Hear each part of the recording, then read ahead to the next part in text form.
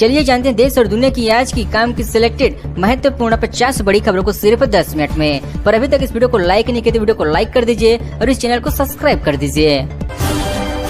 किसानों का दिल्ली मार्च, हाईवे हुआ जाम, पुलिस बैरिकेडिंग तोड़कर किसान चिल्ला बॉर्डर की तरफ आगे बढ़े। 200 हिरासत में नोएडा एक्सप्रेसवे बंद किए गए। नोएडा प्राधिकरण के खिलाफ धरने पर बैठे किसानों ने दिल्ली की तरफ कूच किया है। संसद का घेराव करने विरोध जताने की तैयारी में है। किसानों के मूवमेंट की वजह से यूपी दिल्ली हाईवे जाम हो चुका है। नोएडा एक्सप्रेसवे को बंद किया गया है। लोन महंगे नहीं होंगे, आपकी EMI भी नहीं बढ़ेगी। ब्याज दरों में लगातार छठी बार बदलाव नहीं। RBI ने 6.5% पर रेपो रेट बरकरार रखी है। भारतीय रिजर्व बैंक ने लगातार छठी बार ब्याज दरों में बदलाव नहीं किया है। RBI ने ब्याज दरों को 6.5% पर जस का तस रखा है, यानी लोन महंगे नहीं होंगे और आपकी EMI पर भी भारी नहीं होगा। RBI ने आखिरी बार फरवरी 2023 में दरें 0.25% बढ़ाकर 6.5% की गई थी। पेटीएम पर एक्शन के बाद RBI गवर्नर का जवाब वक्त दिया था। उन्होंने सुधार नहीं किया, हमें लोगों के सवालों का जवाब भी देंगी। पेटीएम के खिलाफ RBI की एक्शन के बाद RBI गवर्नर शशिकांत दास ने कहा कि पेटीएम को पर्याप्त समय दिया गया था, लेकिन उन्होंने सुधार नहीं किया। कोई संसद नियमों से नहीं चले तो हमें एक्शन लेना ही चाहिए। हम एक जिम्मेदार नियामक है। सरकार ने व्हाइट पेपर से पहले कांग्रेस का ब्लैक पेपर। मोदी ने कहा यह काले टीके जैसा, ताकि विकास को नजर न लगे। कांग्रेस अध्यक्ष मल्लिकार्जुन खड़गे ने आज 8 फरवरी को मोदी सरकार के 10 साल के कार्यकाल पर ब्लैक पेपर जारी किया है। उन्होंने कहा कि भाजपा ने 10 सालों में 411 विपक्षी विधायकों को अपनी तरफ मिला लिया। वह डेमोक्रेसी खत्म कर रही है। कांग्रेस ने इसे 10 साल अनन्य काल का नाम दिया गया है। पाकिस्तान में बिहार और बनारस, कराची में खाइए बनारसी पान, बिहार में कबाब, बिक रही है बनारसी साड़ियाँ। जैसे आप कराची के नॉर्थ निजामाबाद से पुल पार करते दूसरी तरफ उतरते हैं, ऐसा लगता है कि किसी दूसरे शहर में पहुंच गए हैं। सड़कें गलियां जैसे लोगों को कराची के दूसरे मोहल्ले जैसी नजर आते हैं, पर होर्डिंग पर लिखा है बनारस, ये पाकिस्तान का बनारस टाउन है। नवाज शरीफ जिनके बर्थडे पर लाहौर गए थे PM मोदी, कारगिल जंग का विरोध किया तो दुश्मन बनी सेना। चौथी बार PM बनने की रेस में नवाज शरीफ। 24 दिसंबर 2015 की रात है जब पाकिस्तान के 21 करोड़ लोग सोए हुए, उनके भनक तक नहीं लगी थी कि अगले दिन पड़ोस से अचानक एक मेहमान आ चुका है, जिससे पूरी दुनिया की निगाहें उनके मुल्क पर टिक जाएगी। 25 दिसंबर को शाम 4:20 पर लाहौर के अलमाला इकबाल एयरपोर्ट पर भारतीय वायुसेना का बोइंग 737 विमान लैंड करता है। कोरोना पॉजिटिव हुए मिचेल मार्श फिर भी वेस्टइंडीज के खिलाफ पहला T20 खेलेंगे। कैमरन ग्रीन ने संक्रमित होकर खेला था वनडे।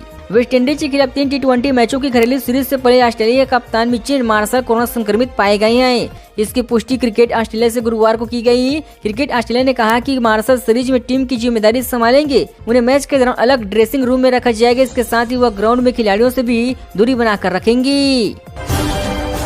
भारत म्यांमार के बीच फ्री मूवमेंट बंद, घुसपैठ रोकने के लिए गृह मंत्री शाह का फैसला, बॉर्डर पर फेंसिंग की घोषणा की गई थी। केंद्रीय गृह मंत्री अमित शाह ने गुरुवार को कहा कि मंत्रालय ने भारत म्यांमार के बीच फ्री मूवमेंट रिलीज को खत्म करने का फैसला किया है। इससे दोनों देशों के बीच बॉर्डर के पास रहने वाले लोगों को फ्री मूवमेंट बंद हो जाएगा। हैदराबाद में NI की रेड में वीक्षणा मैगनीज के संपादक का घर भी शामिल, माओवादियों से संबंध रखने का है आरोप। राष्ट्रीय जांच एजेंसी ने गुरुवार सुबह हिमायत नगर में वरवरा रावण के दामाद और वीक्षणा मैगनीज के संपादक एवं वेणुगोपाल के घर पर छापेमारी किया है। यह छापेमारी N वेणुगोपाल के CPI माओवादी नेता संजय दीपक राव से संबंध के आरोप में की गई है। श्रील प्रभुपाद की 150वीं जयंती पर भारत मंडप में कार्यक्रम। मोदी बोले भव्य राम मंदिर का सपना पूरा हुआ, युवा स्पिरिट स्टार्टअप साथ में देख रहे हैं। प्रधानमंत्री नरेंद्र मोदी गुरुवार को दिल्ली के भारत मंडप में आध्यात्मिक गुरु श्री प्रभुपाद की 150वीं जयंती के कार्यक्रम में पहुंचे हुए हैं। मोदी ने आध्यात्मिक गुरु के सम्मान में एक स्मारक टिकट और एक सिक्का भी जारी किया है। प्रगति मैदान से भारत मंडप में कार्यक्रम हुआ है। टाटा ने लॉन्च की देश की पहली ऑटोमेटिक CNG कार। 7.79 लाख की शुरुआती कीमत में मिलेगी टिकियो। 28.6 किलोमीटर के माइलेज का है दावा। टाटा मोटर्स ने अपनी entry level hatchback Tiago sedan Tigor को CNG फ्यूल ऑप्शन और ऑटोमेटिक ट्रांसमिशन के साथ लॉन्च कर दिया है। ये दोनों भारत की पहली ऑटोमेटिक CNG कार होगी। राजस्थान समेत 4 राज्यों में कड़ाके की ठंड। हरियाणा के करनाल में तापमान 4 सेल्सियस, MP UP 3 दिन सर्दी, फिर बारिश की आसार है। वेस्टर्न रिजर्वेशन से गुजरने के बाद हवाओं का रुख उत्तर की ओर जाने लगा है। इससे देश के उत्तरी और मध्य राज्यों में ठिठुरन बढ़ने लगी। राजस्थान समेत हरियाणा, उत्तराखंड, पंजाब में ठिठुरन के साथ बारिश होने के आसार जताए गए हैं। अंडर 19 वर्ल्ड कप में पाकिस्तान ऑस्ट्रेलिया दूसरे सेमीफाइनल में। आईसीसी टूर्नामेंट में चौथी बार हो सकते हैं भारत पाकिस्तान का फाइनल। क्रिकेट प्रेमियों को एक बार फिर से Bharat Pakistan world cup final का रोमांच देखने को मिलने का मौका मिलेगा। इसके लिए आज पाकिस्तान को अंडर 19 वर्ल्ड कप के दूसरे सेमीफाइनल में ऑस्ट्रेलिया टीम को हराना होगा। दूसरा सेमीफाइनल बेनोनी में ही खेला जाएगा। आम आदमी पार्टी बोले ईडी का जेल बोर्ड घोटाले का दावा झूठा, मानहानि का केस करेंगे। छापेमारी में न तो सबूत मिले न ही एक भी पैसा मिला। आम आदमी पार्टी ने दिल्ली जेल बोर्ड से जुड़े मंत्री ने मनी लॉन्ड्रिंग में प्रवर्तन निदेशालय ने आरोप को सरकार झूठा बता दिया है। आपने कहा कि वह पार्टी को बदनाम करने की कोशिश कर रही है।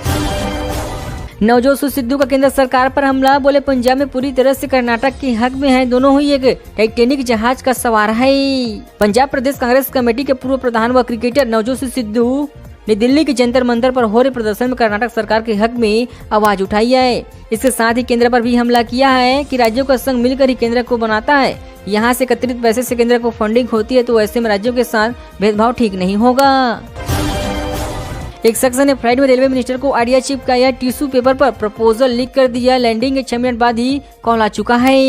दिल्ली से कोलकाता जारी फ्लाइट में सफर कर रहे एक प्रयात्री ने जब देखा कि उस फ्लाइट में रेलवे मंत्री अवनीश वैष्णव भी सफर कर रहे हैं, तो उन्होंने एक बिजनेस प्रपोजल का जिससे वह अप्रूवल मिल चुका है।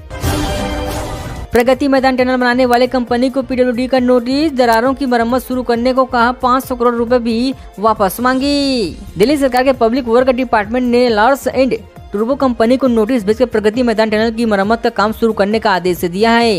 इसके साथ ही कंपनी पर 500 करोड़ रुपए का जुर्माना भी लगाया है। इसके जवाब में टीएलवे कंपनी ने जवाब पेश किया है।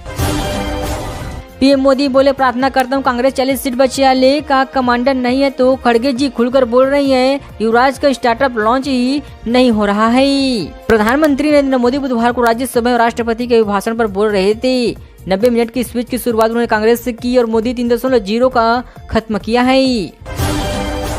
पीएम मोदी नड्डा से मिले सीएम नीतीश कुमार, बोले अब कहीं नहीं जाएंगे, लोकसभा चुनाव के लिए सीट शेयरिंग पर बात किया है।